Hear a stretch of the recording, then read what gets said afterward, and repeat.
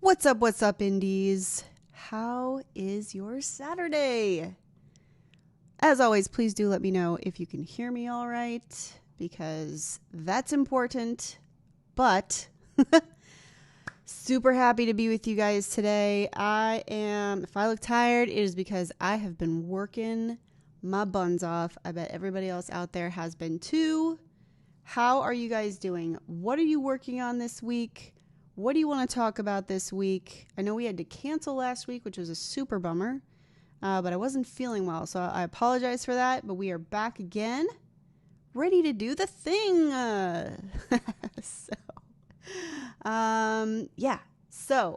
This week yesterday actually, I had two singles come out, both the remix version and the orchestral version of Pieces, which is pretty tight. That's going well.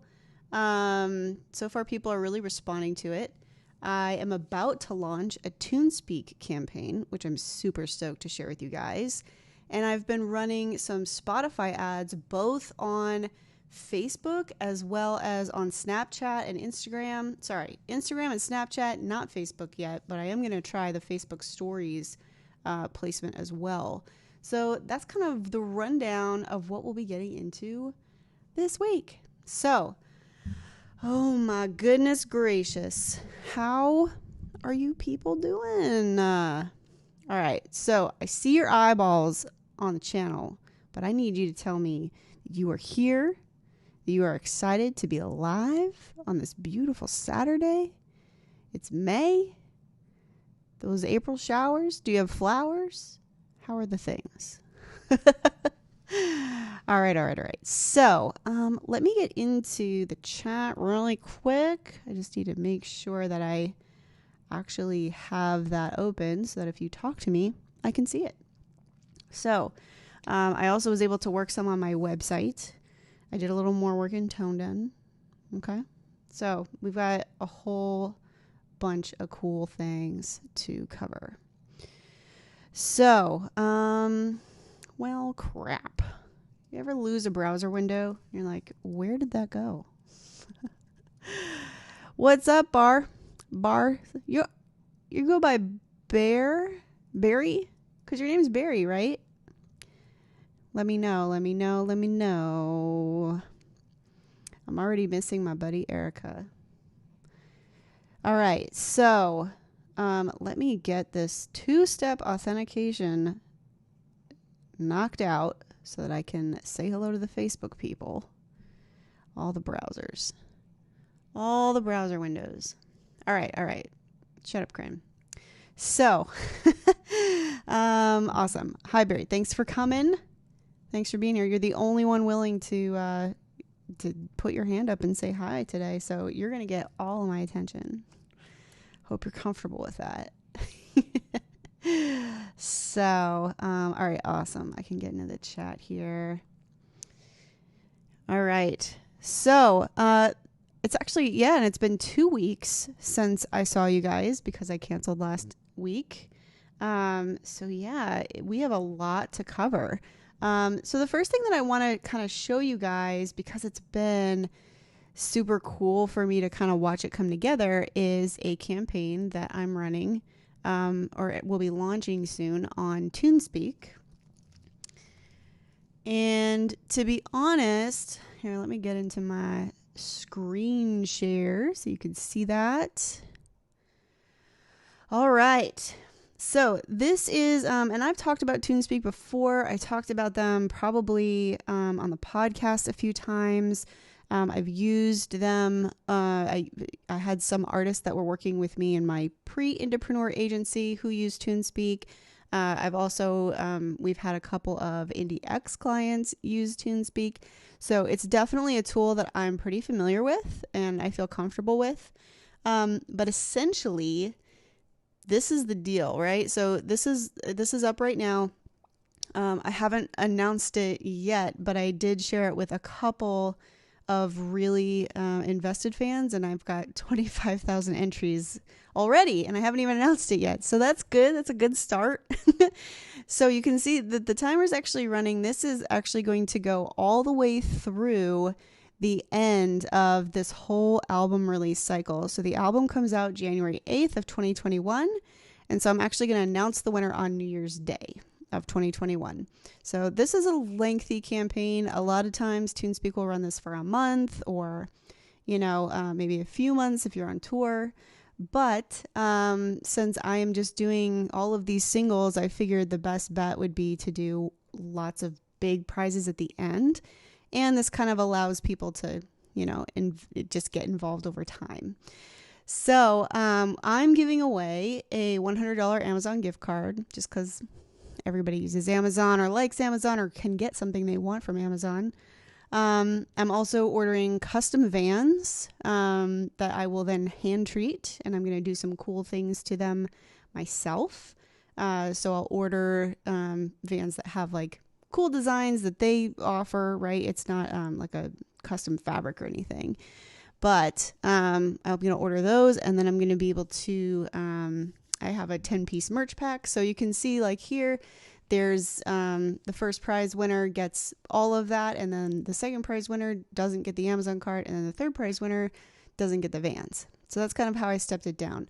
Now you can do it with just one prize. If you're doing a tour, you can give away a pair of tickets to every stop, right? There's a lot of different options about, what kind of things you want to put in there. It really just depends on whatever you think is going to be the most viable thing to get your people excited, right? Real quick, hello to Isaac and Calvin in the Facebook window. How y'all doing? So I'm going to click enter to win, but I'm actually an admin on the whole thing. You can see I have 1,000 entries because I'm an admin on the contest. So these are the kind of like calls to action you can put in here. Since my two singles for Pieces came out yesterday, both the remix and the orchestral, I've decided to feature just one of them versus the other.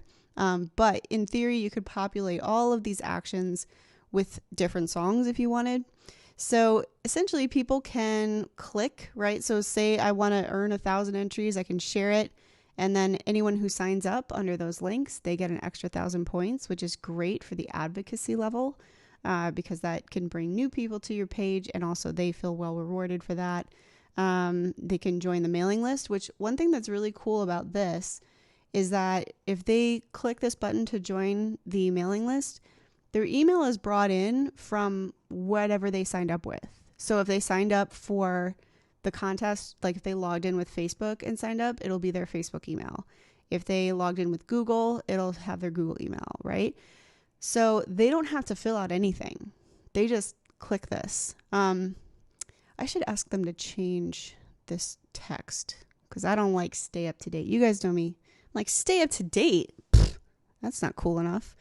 So anyway, but that's how that works. So they don't even have to fill anything out. They literally just click that button, and that's essentially, it acts as an opt-in. It is GDPR compliant.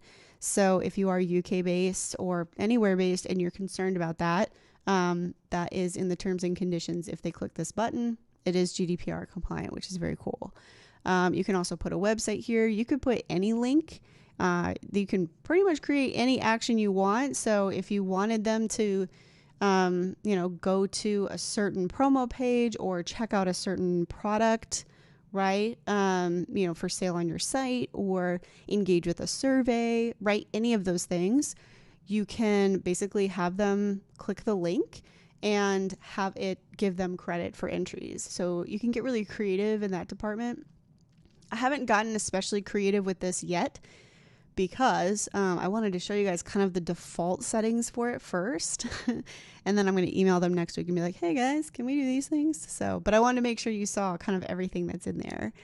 All right. So you can also set a pre-save for Spotify for the next song.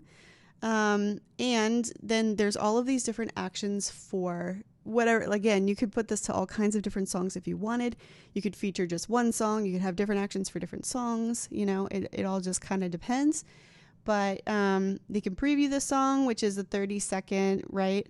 So if they listen to the whole thing, they get 10 entries, but it also gives you a play credit on Spotify, right?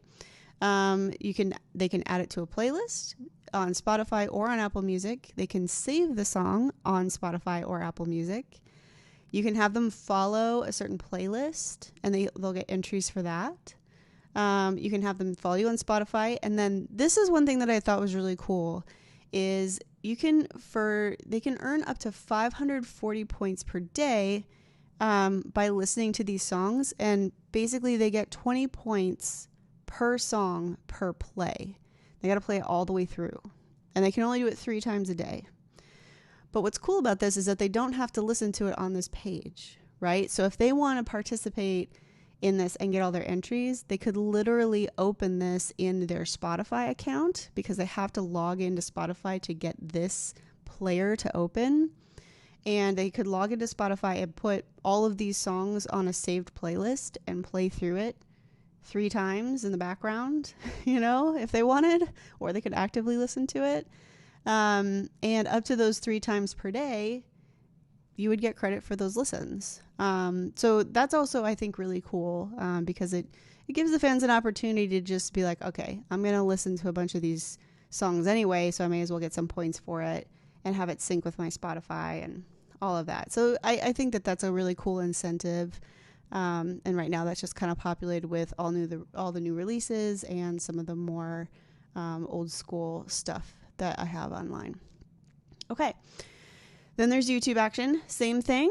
If they watch all the way through, you can't skip through or, fast forward it or whatever. Obviously, it doesn't even show the click out to YouTube thing here. But essentially, if you play all the way through it, you can get 100 points for every play, 300 per day. So that's pretty cool too. This one, there's what's your favorite Corrin Campbell song, but it literally could be any question, any survey you wanted. So you can ask them that stuff. They do have follow for YouTube and Twitter. They do not have follow for Facebook or Instagram. And that's just a Facebook, Instagram thing. They're like, we're not cool with you incentivizing follows or page likes. So that's not included in the follow. It used to be, and then Facebook was less fun and took that option away. And then there's also this Instagram feed, right? And so you can get up to 20 entries. So if you can see these ones are dark and have a little check because I was testing this earlier. So if I want to go down and click one, so if I click this one, I looked at it, here's the caption or whatever, and it gave me a point you can see up here in the right corner. So in theory, if you're posting, enough stuff, frequently enough, right? I just got another point there. Then, you can get people to like this stuff. I'm pretty static on Instagram. I don't post a lot. I'm trying to change that, but I'm working on my content strategy right now. So, but in theory, if you're posting once a day, they can come back and interact with all the new ones. So that's pretty cool. So anyway, this is TuneSpeak. I'm actually really stoked on this. I've actually seen it do some really cool things. I've seen fans really get engaged with it. I've seen artists get very creative with it. And it's a great place to have people coming back and engaging with this. So since my singles are rolling out every 2 weeks for the most part, every 2 weeks we're going to be updating these song sections and adding, new songs to this playlist. And so it just is going to keep people, since all of these things are limited, or a lot of these things are limited, so many per day. A lot of fans will end up oh, I'm going to come back tomorrow and the next day and the next day. And they just keep engaging with you over time. So I think that that's really cool. So, so that's TuneSpeak. And this contest is costing me, I think the baseline is $375. And it didn't matter if I ran this for a month or if I ran this all the way till January, like I am doing. It was $375. And what's great about that, and then because my grand prize is worth more than $600, that one I had to pay a surcharge for. So, I think the top prize is worth $720 retail. So in that case, I had to pay a surcharge of $120 $125 or $150, something like that. And that's because if you issue someone prizes over $600 value, there's like taxes and like paperwork that you should be doing to account for that. So they take care of all of that. I don't have to touch it. So that's another reason why I was pretty stoked on all of that. You can see also up here, if I click on the pixel, this is my pixel, and it's firing off the page view, and it fires off certain button clicks. So that's pretty tight as well. You could also go into Business Manager and set up a custom conversion on button click and, you know, segment out the people who are clicking on the Spotify buttons, or segment out the people who are clicking on the Apple Music buttons, and then run a retargeting campaign to those people with the link to Apple or with the link to Spotify when those things go out, right? So there's a lot of really cool stuff about this platform. I really like it. They do not currently have Google Analytics available, but I don't advertise on Google the same way that I do on Facebook and IG. So I don't really care about that, to be honest. So, Carl John Linstill says, good morning. I'd actually like to watch this, but I can't. Eurovision is on. No worries, Carl. We won't delete this. You'll be able to come back and watch it later if you want to. So that is the deal with TuneSpeak. I would love to know what you guys think about like some creative ideas, right? Like what else can you tie into this besides the obvious, right? The obvious is like save the song. What if we had, we could have a messenger button, like a ManyChat growth tool on here and have them message you. There's a whole bunch of really cool things that could happen with this page. And so I'm kind of launching it as is, but my goal for the next, how many months is that now? 7 more months. For the next 7 months, I'm going to be like, you know, really playing around with this and like adding different calls to action. And so I would love to know what you guys, if anything is, you know, in your head about it. We're talking about TuneSpeak, Jeffrey, which is a provider that I've talked about before, but basically they do contests and they are very reasonably priced and super easy to work with, and they're just really great people. And as many times as I've worked with them, it's always been great. The only kind of not so great thing that I don't love is that they don't integrate with a mailing list like directly. So basically they'll send you the emails when you request them. So my plan is to just ask them for whoever has joined the mailing list, right? I'm just going to ask them once a week and have them send it. I do wish that they did integrate with something so that it would be, you know, automatic and I could email people right away. But considering everything else that I'm getting for the price that I'm paying, I'm kind of fine with the whole thing, right? So yeah, but that is TuneSpeak. And I've had a blast playing around with it, to be honest. All right, I'm going to check in on the comments. All right, so Levi says, are your singles going to be on the album? Are you worried about losing streams, social proof on either the album/single versions of the song if they are split? Hey, Levi. So when you're doing single releases and rolling them into an album, you just have to make sure that the ISRC code matches, because it's the same audio. And the ISRC is attached to a certain recording. So you don't want to do this if like you release a remixed version or a remastered version, right? Because technically that's not considered the same audio file.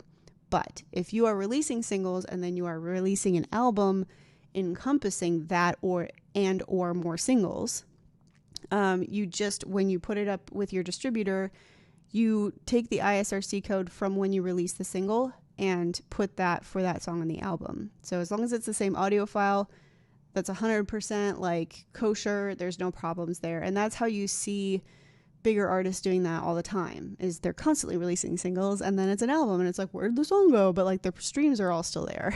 So that's how you deal with that. Your plays don't go away. It doesn't, restart anything. You will just want to make sure that you initiate a takedown of the singles, especially with iTunes, because iTunes will reject a duplicate if it's still present in the store. Spotify is usually pretty good about just like rolling them all together. They don't really care. Whereas iTunes is like, yeah, we're not going to let you upload this until the other one is taken down. You can't have two versions up of the same ISRC. So you'll just want to make sure that you initiate that takedown. And there could be a small window where your music is not on iTunes/Apple Music. But it's a very small price to pay for being able to roll all those singles into an album. Plus on iTunes, it doesn't really say how many plays there are on a track anyway, right? So really Spotify is the only place that you're probably going to be concerned with it. So anyway, that's the deal with that. Let's see. So yeah, no problem, Levi. My pleasure.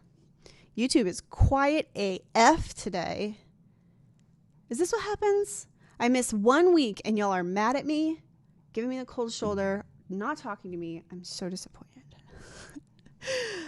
So, all right. So let's talk about, I'm actually going to show you the ads that I'm running right now. It's so funny when I'm like looking around my microphone. I have 3 screens, so sometimes it just is a lot. Sometimes it's just a lot. Hey, Lucas. What's up? What's up? How's your Saturday? Everyone's being really quiet. Don't be like everybody else. Be loud. Be noisy. Talk to me. I want to hear from all of you. Okay. Let me open all of these videos. So I've been playing around with Premiere, which not proficient. Okay. But I'm like, listen, I want to run IG story ads. It took me like 1,000 years, it felt like, to feel like I knew how to create a vertical video in Premiere. I was like, oh my gosh, like how to, like it would open horizontal naturally. And I'm like, how do I? So YouTube has been a huge friend of mine trying to figure out Premiere. And it's funny because Circa is like, psh, Premiere, whatever, easy. And I'm like, what is this magic? I mean, I love it, but I'm also very intimidated by it. So it took me like a hot minute to get confident enough to try to build out some ads, for IG stories. But I don't know if you guys heard, but IG stories to Spotify is flames. And I say that in a way to be sarcastic, but also like it's true. So, quiet phone, LinkedIn. I don't even use that app. I should turn off notifications. All right. So my computer's kind of whipping my windows around, but I'm going to get it open. So I started running some IG stories to Spotify, just direct to song. Although I am going to be running, direct to playlist in IG as well, because we are launching ads for the Indepreneur playlist for independent pop and I Miss the 80s.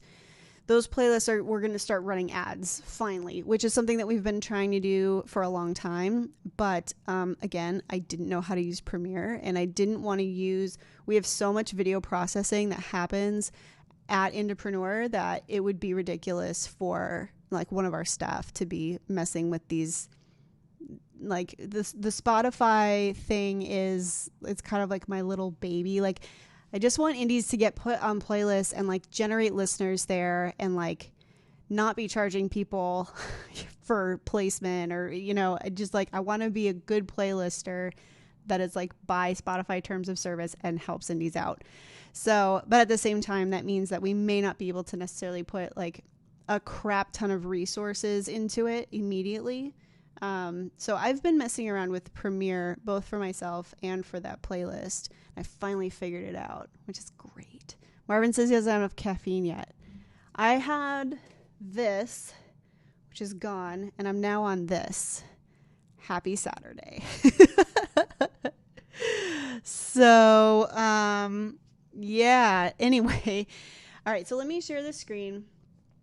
And sorry for my big face. It's just the first frame of that. So I basically made two versions with different audio under it. And the orchestral versions are very different from the remix versions, obviously, because I'm going for a very different audience.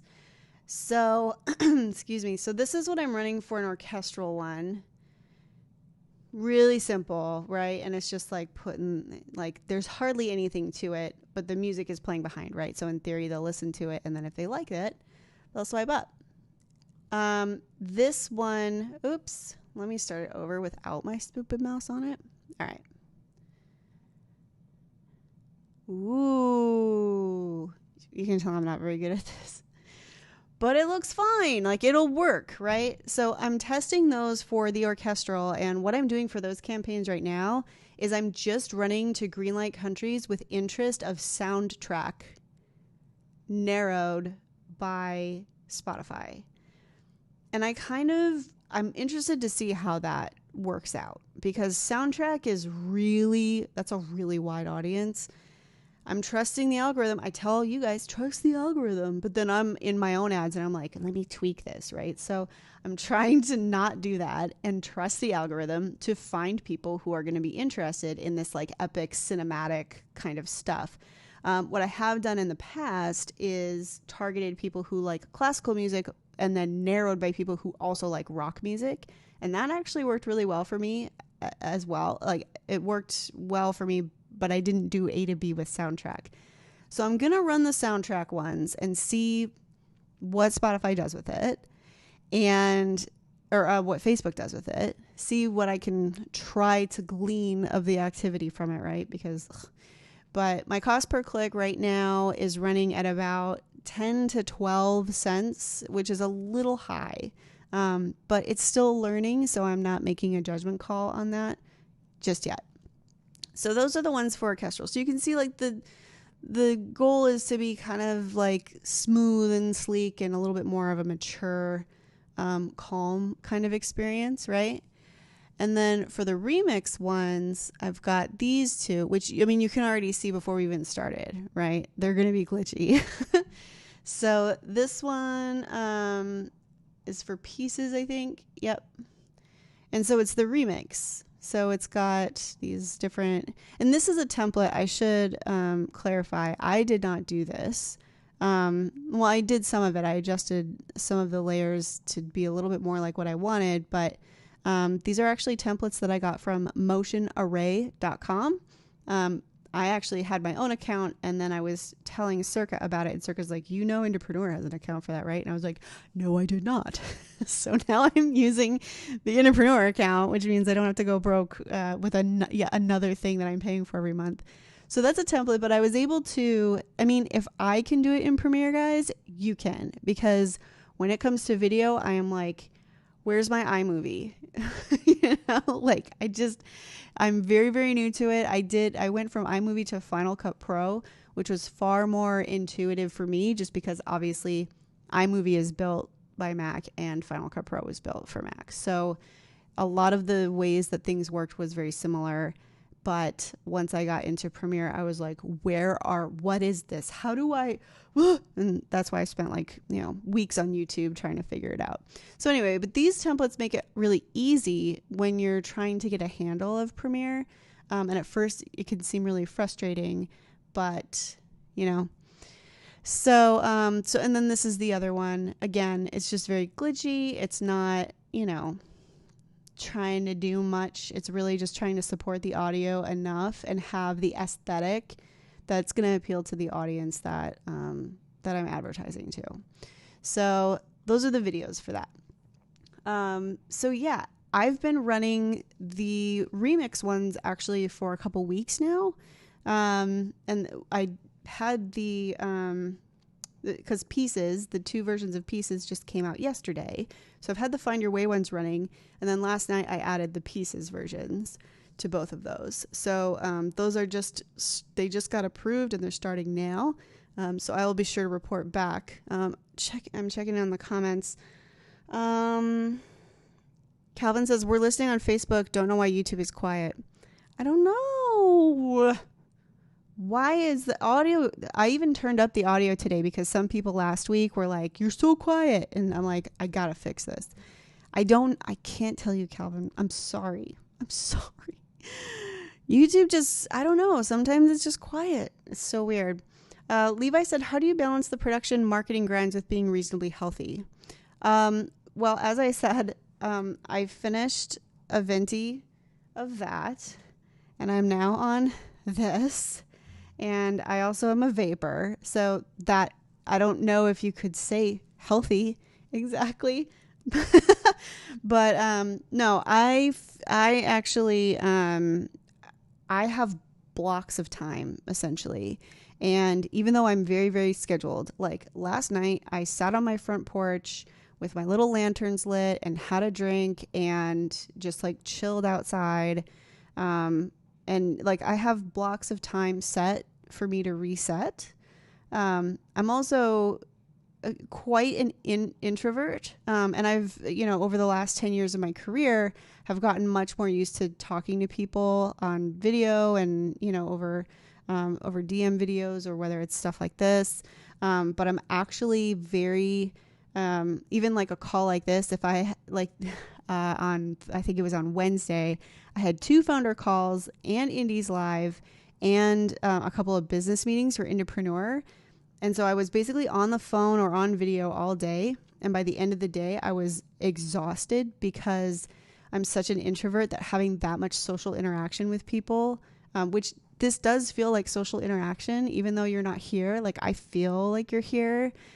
You know what I'm saying? So by the end of the day, I was just like, I just need to go home. So usually I schedule kind of a reset.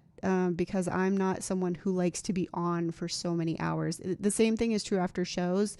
Like I'll have my show and then I have the meet and greet, and like my support staff back when I toured more, they always knew that once I hit the like 45-minute mark with a meet and greet, they would start like shooing people out and getting me out of there, because with the show and that combined, I would start to like frizz out, if that makes sense.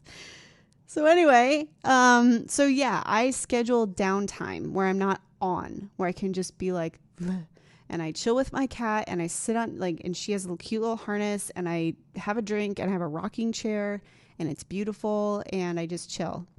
So I do the obviously I've got Indepreneur during the day, and then I've got my stuff in the evenings for 3 hours on weekdays. And then on Saturday, it's half Indepreneur, half Corrin Campbell, right? Just very weirdly speak about myself in the third person. And then Sunday is all Corrin Campbell.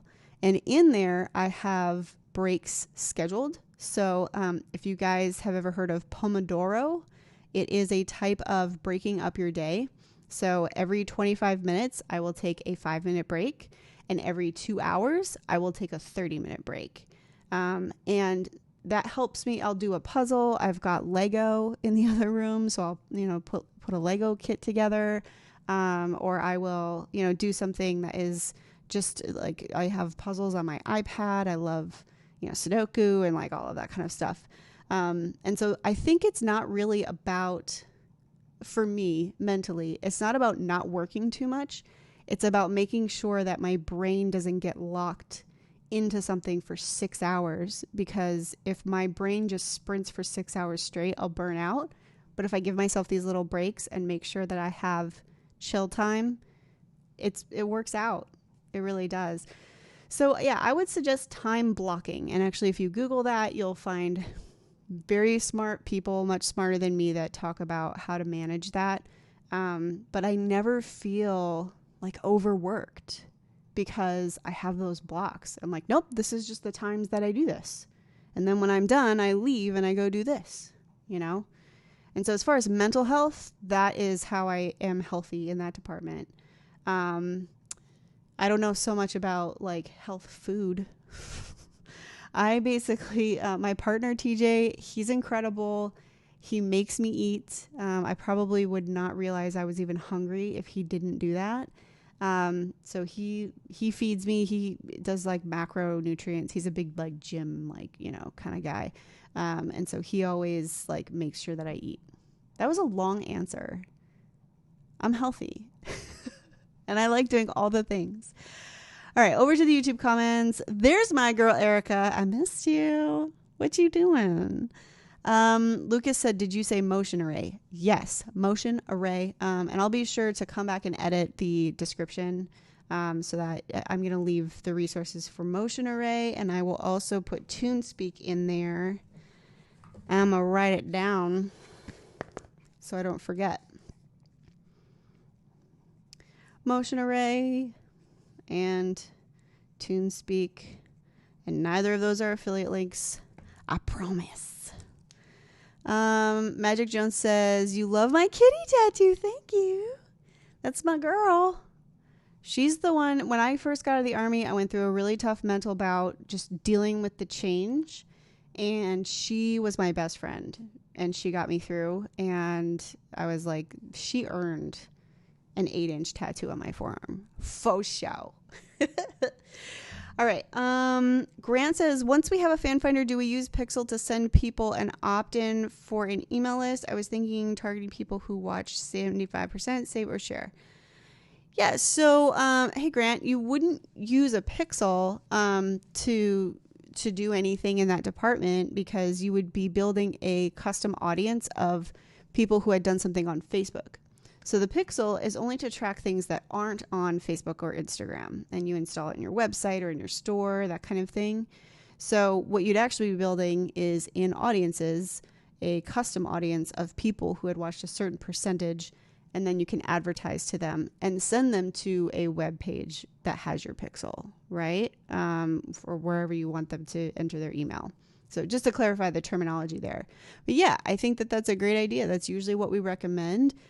Just keep in mind that 75% obviously is very different depending on the length of your video. So if you're going for opt-ins, you're probably going to want something that's at least at the 2.5 minute mark if you're doing 75%. If it's less than that, I'd go for 95%. Because essentially what we want is people who have consumed as close to at least 2 minutes as possible. If you have a 1 minute video, it's going to be difficult to gauge, but it's still better than a 15-second video, right? Like, I'm not going to retarget any of the people who saw my Spotify ad. That's just for the Spotify thing.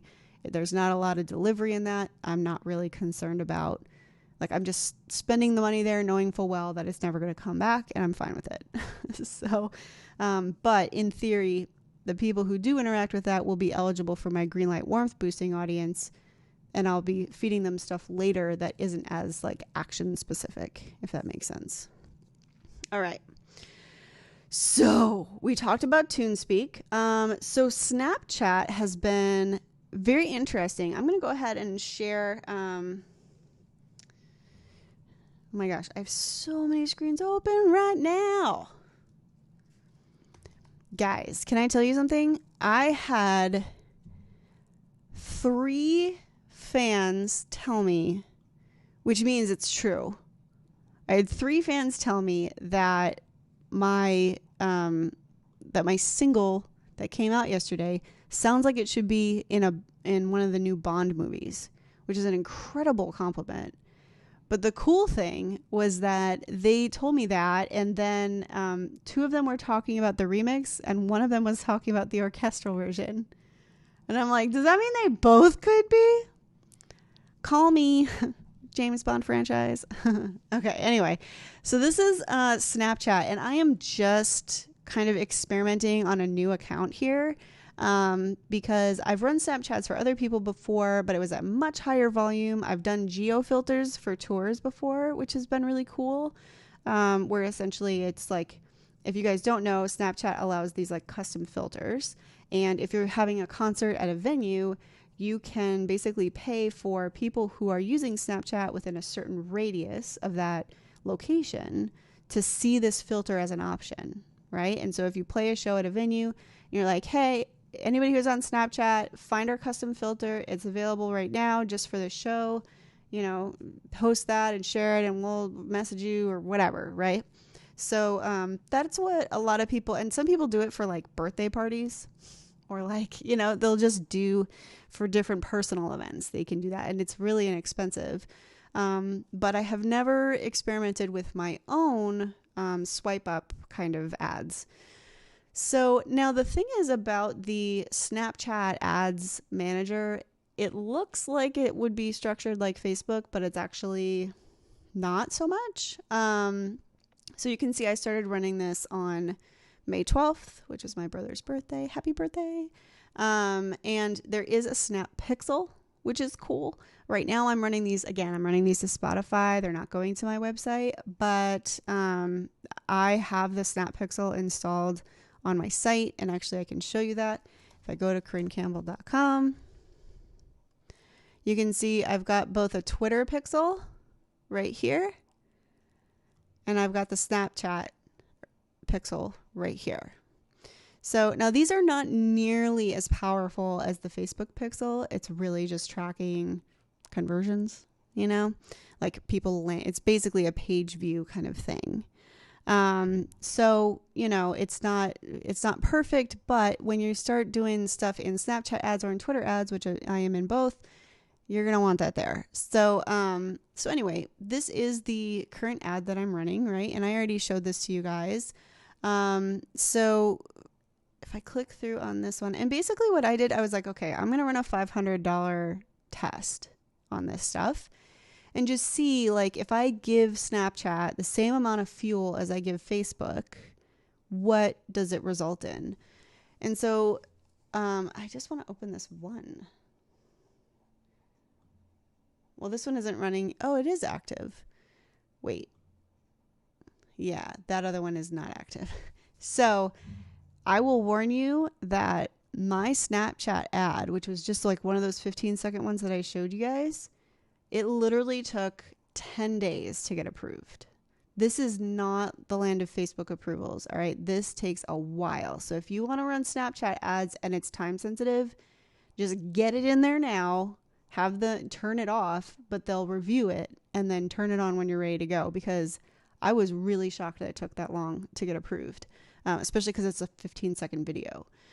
So the cool thing here is that my cost per click is 9 cents. So it is lower than Facebook. And the reason why this surprises me, because you're like, yeah, well, but people swipe on Snapchat and it's these kids and whatever. But here's the thing, right? When I go into, I'm going to have to create a new ad to show you guys how this works. So it's the same kind of situation, right? What's your objective? I'm going to drive traffic to a website because I don't have a pixel. And, let's just say $5 because I have to put something. Oh, it has to be at least $20. Okay, $20 then. Fine, Snapchat.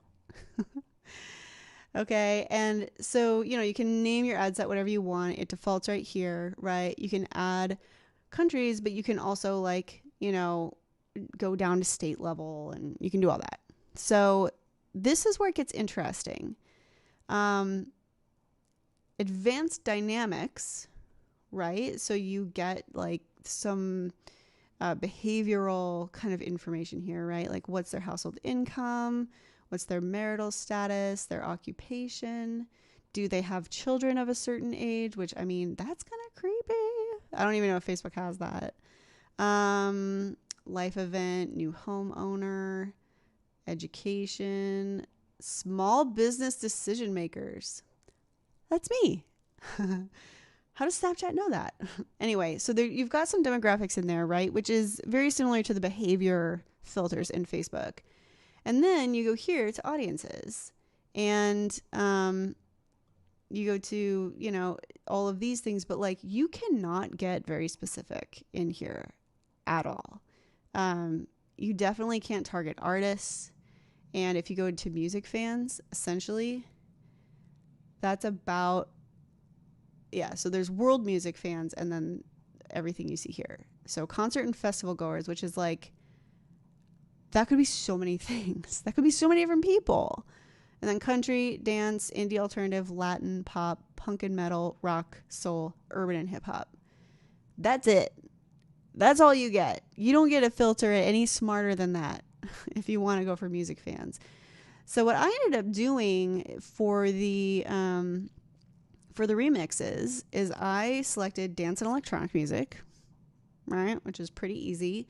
I did also select indie and alternative music fans because I was thinking, well, they might be targeting people who think alternatively, because my remixes are rock and so they're a little weird. And then I went down here into women's lifestyle and I selected them. But you can see that like Nielsen has certain buyers and certain types of, things that they watch, right? Like certain networks, right? And then, people who have visited certain places, if they went to a restaurant, if they went to a car dealer, if they, that's crazy to me. So, but you can't like dial in, you can't type in or search certain ones. And I haven't created any of my custom, Snap audiences, but in theory, like those are the ones that you would build off of your Pixel. So, and then you can choose device type, but you can't narrow by Spotify, right? So there's some things that are very, very different. And so that's why, and I'm actually going to get back out of this because I don't actually want to create an ad. That's why I'm really surprised that my cost per click is so low, but that it's doing really well. And that's just the United States even. And the United States in my Facebook version is so much more expensive.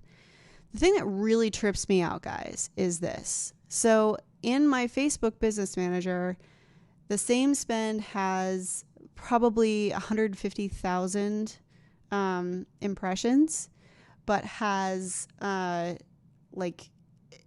way fewer swipe ups. I want to say like maybe 500. Let's do some math. I like math. All right, so I've got about, and actually I'll just look real quick.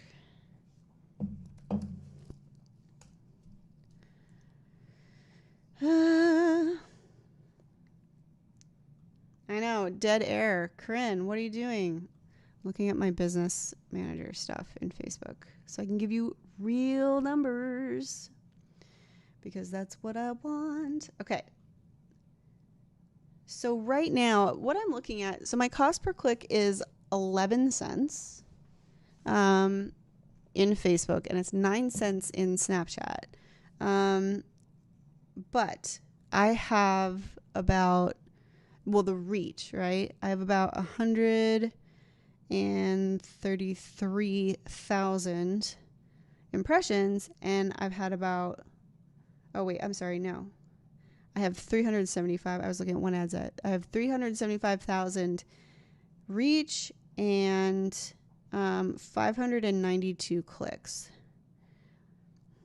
So that equals 0.1%.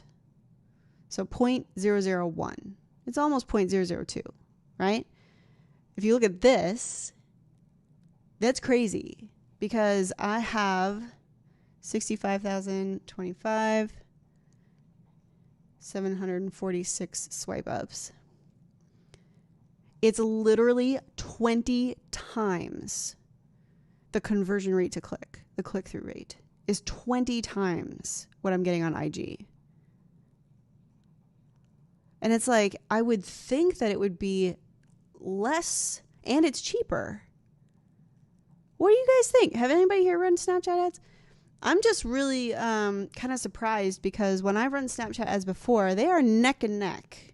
And my Facebook targeting is, if I do say so myself, it's pretty good.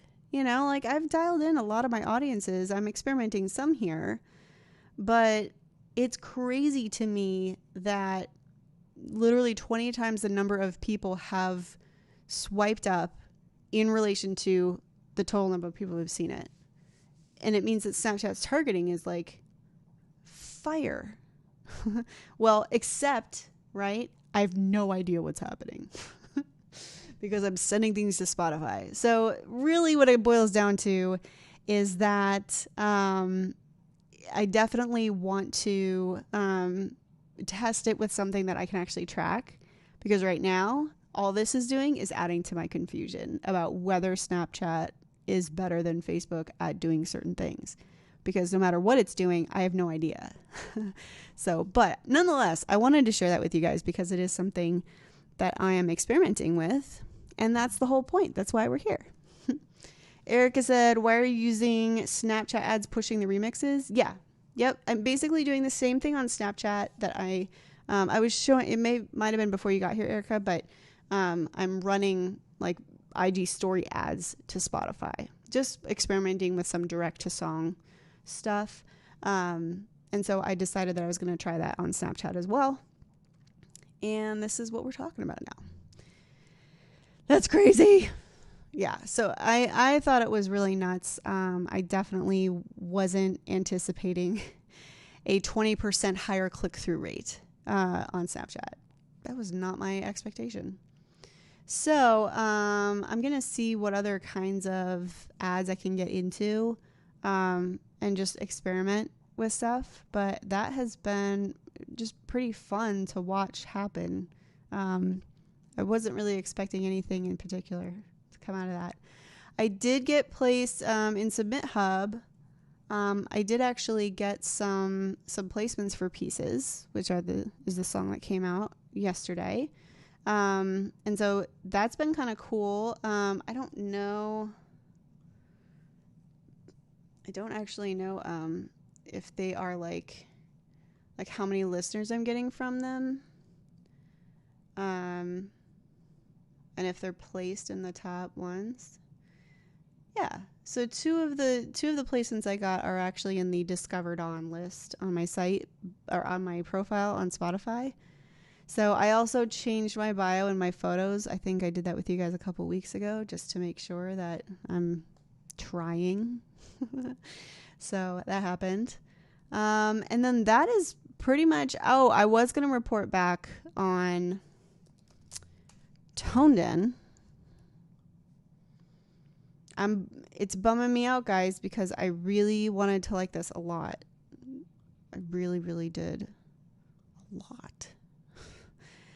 So I think I told you guys before that, let me share my screen, that when I built these pre-save links, right, at first I had hidden, right, the links to, like, on the pre-save. So let me find that real quick. Is it this one? We gonna find it.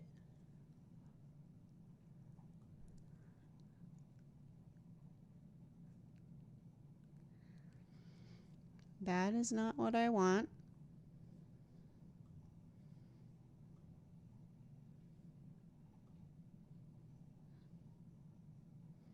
Okay, I think I might have deleted the one that, well, isn't that great? Good job, Corrin. Now you can't explain what you're saying. So if you were on like 2 episodes ago, I think it was, I was saying how I created these landing pages in ToneDen, and like the Spotify pre-save was there, but then all of these said coming soon, even though the song was already out. And I was like, oh, I thought it would do an auto scan and publish that when the song was available, because I put in the date and time that it's available. So I went back and tried to do it again. I was like, well, maybe it's because I had them hidden or whatever. And they all said coming soon. And I was like, I don't really like that it says that, but I'm going to leave it there to see if it actually, changes over or whatever. And again, I'm not really sending a lot of traffic to these because I just want to see how they work first. So this is one of the songs that came out yesterday, and sure enough, it still says coming soon, even though it could auto scan based on the Spotify link that it has. And I don't like that. I don't like that I would just have to go in and manually do this anyway. Like, how is that convenient? I mean, I guess it looks nice, but I've been disappointed in this. I've tried a couple of things, and I'm still gonna dig around and give it a fair shot and do all that, but I have not been super stoked on any of this, unfortunately. The only thing I really dig are the landing pages, like, once the song is out, because it's just there. It's got the links. And it auto selects if people have been there before. But is that enough? I don't know if that's enough. So I'm going to keep poking around. Okay? I'm going to do my best for you. But so far, I'm not into it. So that's been kind of a drag. Yeah. So anyway, that's the story there. Calvin says, did you say your Snapchat budget was $500 to compare it to Facebook? Have you spent the full amount to compare just yet? If so, have you seen a positive ROI, or is it too soon to tell? So many good questions. Those are all good questions. I love when someone asks me layers of questions and they're all good layers. So thank you, Calvin. I don't mean that to be like patronizing. I mean it. So my Snapchat budget is at a $500 lifetime. And because the minimum spend is $20 a day, which is really honestly more than I would spend in a lot of, on a Spotify ad. Like you guys know me, like I'm about advertising things I can track, and usually clicks to a third party is just not, it's not a thing I invest a lot of money into, but I'm committed to testing things for you guys that, even though it's not of interest to me, might be of interest to you. So, yes. So I set a lifetime budget on Facebook for IG placement. I'm not running Facebook placements, just IG stories. And then I have $500 on Snapchat, and I'm running them at the same time with the same creatives, with as similar an audience as I can, right? Because Snapchat doesn't allow for the same like customizations. And right now, Snapchat is doing way better, and they're 2 cents less per click.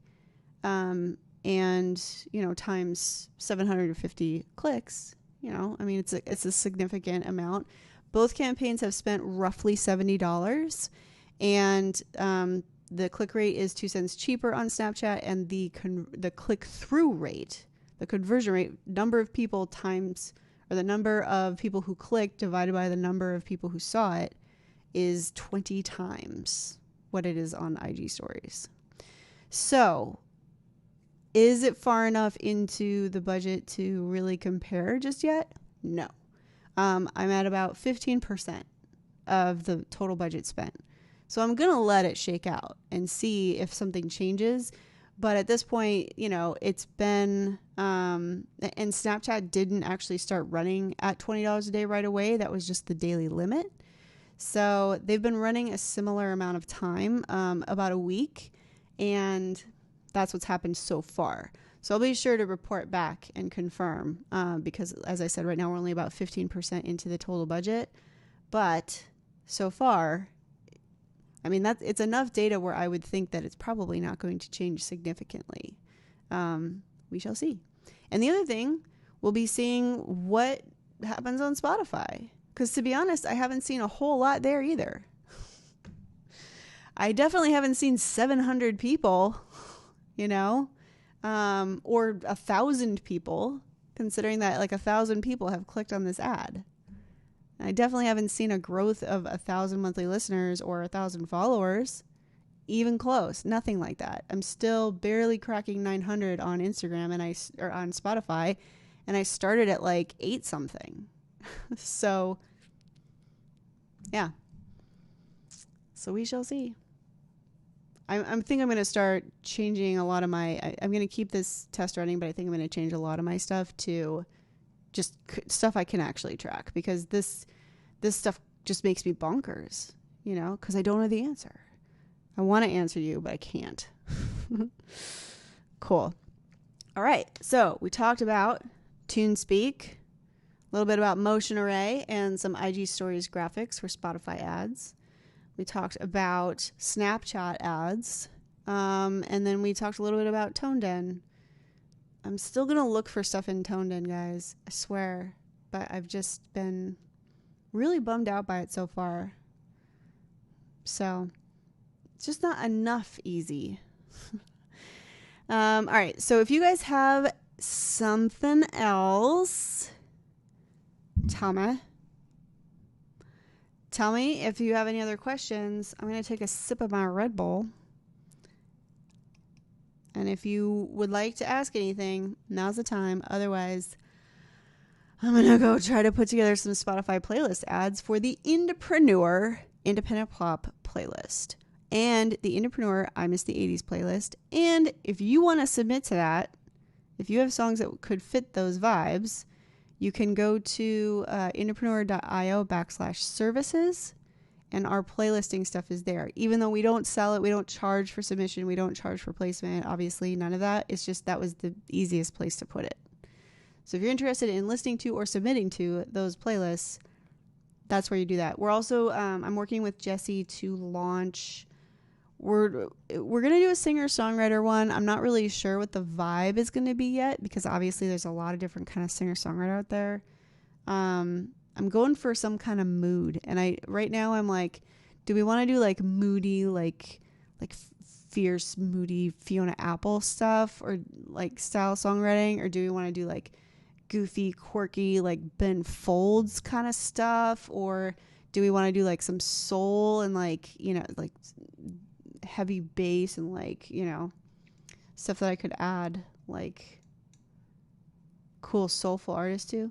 Calvin says, do you like single releases over EP releases? I'm sure the Indepreneur model could be used for either, but what do you prefer and why? To be honest, I've hated this single release.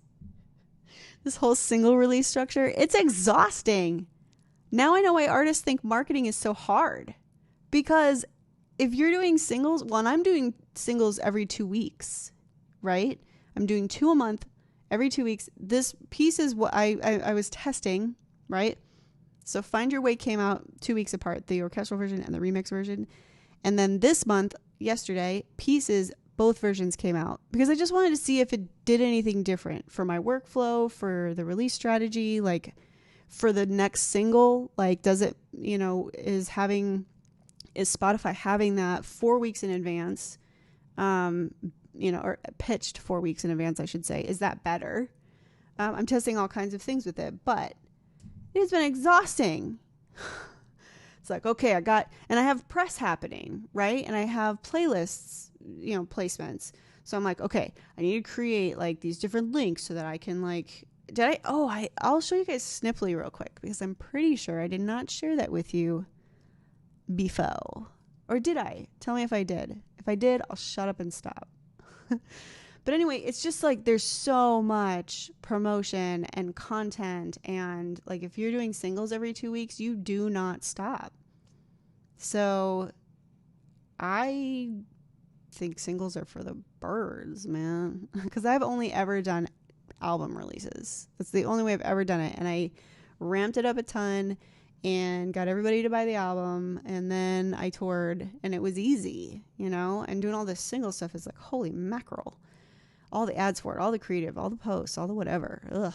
So, that said, yes, I think you can Indepreneur can support you in any of the above choices, because really all you're learning to do is how to make providing valuable to people.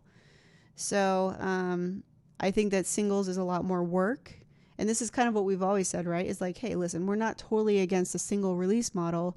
It's just that it's a lot more work, because you're having to promote every single one as if it's, its own thing. But like, other than that, I don't see any like direct advantage or disadvantage to it, if that makes sense. I just know that I'm tired. Erica said, was the demographic the reason you went after Snapchat? See the question related above. Oh, I'm just testing them. Yeah, because dance and electronic music do tend to have a good representation on Snapchat. But I use Snapchat. So that's why I was like, oh, I should run ads on Snapchat, because I'm on Snapchat. You know what I mean? So yeah, that's why I ended up doing that. And really, I experiment anywhere that there's an ad platform. I'm going to play in it every time. So that's why I've run Twitter ads. I run YouTube ads. I run Snapchat ads. I run IG and Facebook ads. Like, I've run ads in like all kinds of platforms. I've even purchased Pandora ads, because I'm just passionate about finding out more stuff, not just for me, but for everybody. And if I can like assume the risk to give everybody some information, like, may as well. So that's really more than anything. It wasn't really a strategic thing. outside of like, hey, I'm on Snapchat and I see ads and I could totally create that ad and I should do that. So it wasn't any more brilliant than that, unfortunately. All right, Ada says, I'm curious, which do you think is better to try and build up to live streaming music on Twitch or use YouTube instead? I think it totally depends. I mean, right now, YouTube is more on the forefront of music, and musicians presenting their stuff and music videos being viewed, and it's what labels are prioritizing, right? And Twitch is more of a gaming platform, but everything is changing, you know, and every platform that we talk about right now is different than it was when we first started looking at it a year ago. And, you know, not just in the platform, but in how people are using it, right? So, I think that you go wherever you're passionate and wherever your followers are, right? So, like in your situation, if I had fans, but I did not have a YouTube channel, I did not have a Twitch channel, or I had them, but they weren't very developed, I would just ask my people, where would you want to hang out? YouTube or Twitch? And just ask them. I know it sounds like I'm blowing off the question all the time when I'm like, ask them, you know, but I mean it. I really mean it. That fans will tell you. The thing is, if they help you make a decision, and you know, whether or not you choose what they chose, right? They're happy to help you with the decision. And then if you do choose what they chose, they're going to be 3 times more into it because you asked them and that's what they said. So there's really no lose there. So yeah, it totally depends. I don't think there is a perfect channel. I think there are users of a channel that do it really well. And so as long as you become that user and you are good at what you're doing, they'll follow you wherever you are. That's my opinion. All right. So Esteban, does anyone use any type of analytics like Chartmetric or Soundcharts? I am signed up for Chartmetric emails. But, and to be honest, it's been a while since I really dove into Chartmetric. They've built out some features that sound interesting, but of all the things that I spend money on, it just is not something that has become something I'm interested in spending more money on. You know, I have 2 email autoresponders. I've got 2 storefront type of tools. I've got a website, I've got Zapier, I've got, you know, so like when I just look at the whole stack of things, I just don't see something in Chartmetric that, like, for me personally is worth investing the monthly cost for. That said, I do get their emails and like, hey, you gained, 7 followers in the last 3 days. I'm like, tight. That's kind of fun, I also like that you can take a look at other playlist stats. That's especially good for if you're submitting to a playlist and they're like, oh yeah, we've got 200,000 trillion followers of this playlist and they've got like 5 streams on it, right? That kind of lets you be more critically thinking about what playlist you're involved with on Spotify, So, but yeah, it's just not something that I've decided to pay for. I don't think there's anything wrong with it. I just don't think there's anything in it that is so inherently valuable that I need to invest in it. Jeffrey can't wait for the YouTube training. It's gonna be fun. And it's not just YouTube. We'll be going over lots of Google ad stuff. Get ready to have your mind blown. And not because it's going to be me being awesome, but because that's what running Google ads is like. It's the emoji. Because, oh my gosh, it's so many pieces. It's ridiculous. Calvin says, I'm thinking of doing a single a month and possibly ramping up to 2 a month if the model is attainable. Being in LA, I have access to a lot of filmmakers to help with content on a regular basis. Dude, that's what I wish. That's the thing. When I planned all of these singles, I was like, oh, I got my video guy and I got my makeup guy and I got my photo girl and like I got all the people. No problem. And then COVID, the Roan comes through and ruins my plans. And so now I'm like, I have to do all the things. And so that's what has me stressed. I think, yes, if you're in a situation where you can bring in these people, or you're planning past the exodus of the roan, then yes, I think it would probably be way more manageable in that situation.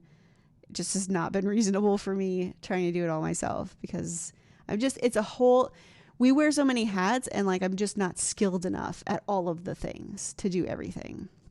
Doing my best though. And you know what? It's cool because it brought me back to my roots, because this is how it's always been, right? Or this is how it was in the beginning, is that I was doing the hustle. Nobody was going to do it for me, and I didn't have money to pay people. So I just had to do it. And now here I am doing it again. So life is a funny cycle sometimes. You said weighing pros and cons of the EP though, like how many tracks to have, and if the consistent momentum of single releases compared to the momentum of an EP. To be honest, I don't know. I don't want to like lie. If I were to posit something based on my educated guess, I would say that it really depends on your focus. If you are like, I want to focus on Spotify growth, and I want every one of these songs to have their moment, and it's going to tell a story over the end of time, go with singles. If you look at an old friend of mine, Haley Williams, she just put out an album called Petals for Armor, but she released it in like she released it a bunch of singles, and then released it in an EP chunk. And then she released a bunch of singles and then released those in an EP chunk. And then for the final album, she released all of it at once, and all of it rolled into this one album. So I think you can do any of that, right? In theory, and this is my theory, and you know, depending on when you're planning on launching, you might be able to see me fall on my face doing this, but the idea of the singles is that I am bringing people in depending on the songs that they may like, or depending on the air of a certain thing they may like, and just kind of bringing them all in and letting them consume more and more and more, and hopefully their interest grows. And they're like, oh, there's actually like a lot here, you know? And they dive in, and then when the album releases, it's like, bam, you know, album and tour. And I've just been garnering all this warmth for an entire year. It's a great growth pattern. And in theory, it could be very good. As far as the length of an EP, you know, I've always thought of an EP as like 5 or 6 tracks. I think like 3 songs is not really an EP in that situation. I would just do singles and then like roll them into the next album. But if you've got like a hot chunk of them, and you could do like 5 songs at a time, you know, if you're like, okay, 15 songs for an album or 5 for 3 EPs, you could do EPs and then roll them into an album after that and make it a new product, even though it's not new, you know? The value of an album mostly comes from the fact that you can sell it for more in physical or digital format. Other than that, it's all music. Is that helpful at all? Hopefully that's helpful. All right, Ada says, have you had any success with Pandora? Do you think it's worth paying lots of attention to? I've been using their AMP promotion. Not sure how much impact Pandora actually has compared to Spotify. It totally depends. I have more streams on, no wait, I lied. I used to have more streams on Pandora period than Spotify, but that's because I also didn't have anything on Spotify until like 2 years ago. So, and my relationship with Spotify has been very spotty, for lack of a better word. In that, like, one of my songs, Our Time Now, which is the one that has the most streams on my profile, has over like 120,000 streams, and it ended up on Discover Weekly one random time, and it's still on Discover Weekly, just not for very many people at all. So it got this huge flux of streams, and that huge flux of streams ended up eclipsing my Pandora streams, but my Pandora streams are in the, you know, 100, I think lifetime streams on Pandora is like 195,000 or something like that. So I don't know. I mean, I think Spotify obviously has more users, but I think that Pandora has applied a little bit more of a curation to their platform. And so when I've asked my fans, because I do get enough streams on Pandora that I'm like, I should ask people, like, why do you use Pandora? I mean, but in a nice way. How do you, why is Pandora, whatever. And they always say that they like their radio better, because it's higher quality music, because it's more curated. And I was like, interesting. We also have worked with a couple artists at the IndieX level that have used the AMP advertising service from Pandora and have really dug it and liked how they could interact with fans from it and stuff. You know what? I'll add some testing to that. How about I'll test some stuff about AMP and Pandora and all of that in this campaign, so that we can kind of get some more recent data on it. Skate Alex 2. In my experience as a musician in the online game for about 2 years, it seems like singles have done me the best by far. Yeah. And you know what? Until an artist runs a singles release next to an album's release, it's totally going to depend. It depends on if you tour. It depends on the demographic of your audience. It depends on how sync friendly you are. It depends on, there's so many factors in it that there's just no right or wrong answer. And honestly, I think that most artists could do either, as long as they did it well. Same thing as YouTube versus Twitch, right? Singles versus albums. It's it's all relative, and either one can do well or can fail if you are good at it or bad at it. You know what I'm saying? So, you just have to make a decision and be like, all right, this is what I'm doing. I'm releasing 20 singles in a year. That's ridiculous. But if I moved away from that model now and tried to diversify my investment into different ideas of it, it obviously would flop, right? So I'm committed now. I'm going to do it. But yeah, I think it can really, as long as you just pick something and roll with it, I don't think you can go wrong. That's my 2 cents. All right. Facebook is always quiet. Doesn't mean I don't love y'all. And I need more Red Bull.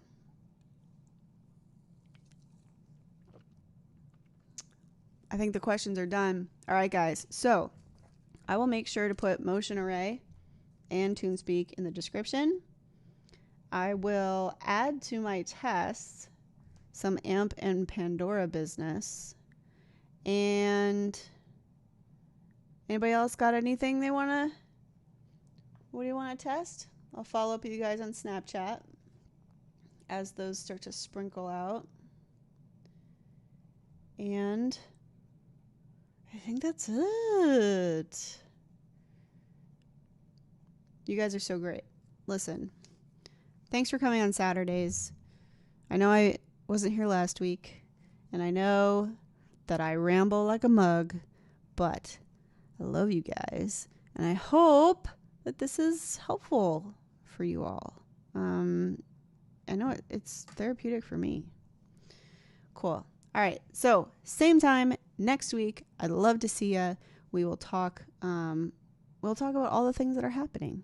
And little pitch, if you want to go listen to my new singles on Spotify or iTunes, they came out last night. All right, guys. Have a great rest of your Saturday, and I will see you next time on Corrin's Corner.